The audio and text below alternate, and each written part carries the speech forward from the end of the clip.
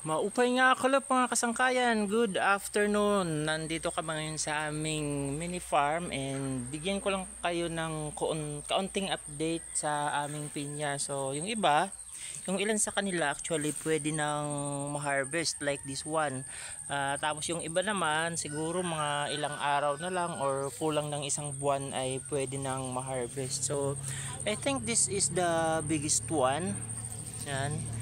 Ito yung kukunin namin this afternoon. Tapos yung iba naman, ayan, papakita ko lang sa inyo. So ilang days na lang or less than a month ay pwede na sigurong ma-harvest ang ilan sa kanila. So ayan o.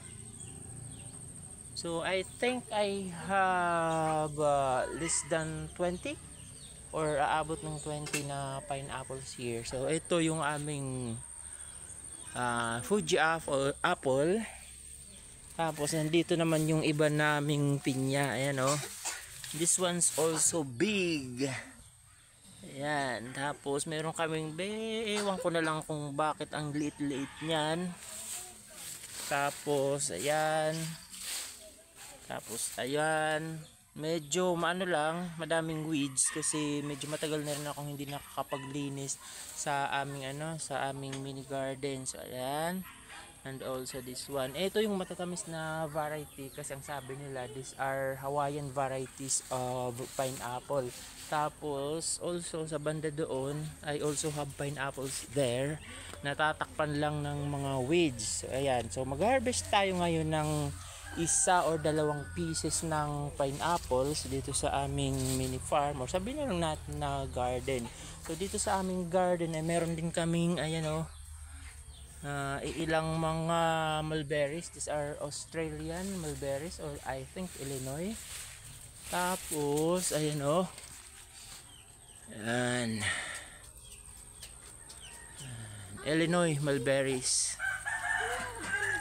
Tapos ayan pa yung kanyang mga bunga. Tapos we also have dito sa amin sa Waray-Waray this variety of banana.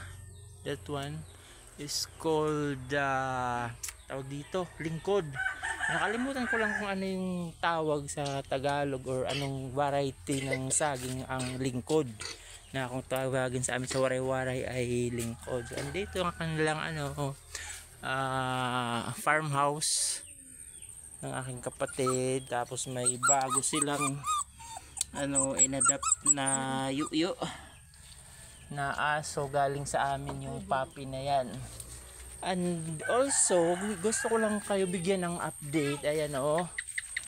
So sabi nila pag nagtanim ka ng lemon ay abutin daw ng taon bago mamunga. But this one, this is only more than a year. Hindi pa nga to umabot ng 2 years pero ayan may bunga na. This was planted from seeds. So mabilis din lang pala. Buti na lang hindi ako naniwala kasi ang sabi sa akin pag nagtanim ka ng lemon from seeds ay aabutin ka raw ng maraming taon before mamunga. But take a look at this, namunga na siya.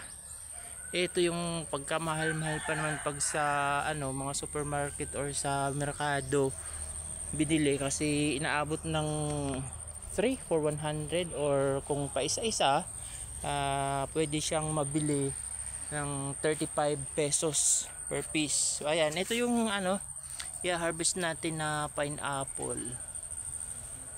Ayan. So hanggang dito na muna mga kasangkayan. I-extend lang natin yung video natin today kasi hapon na rin. Ayan na yung kapatid ko nakikain na. Yan.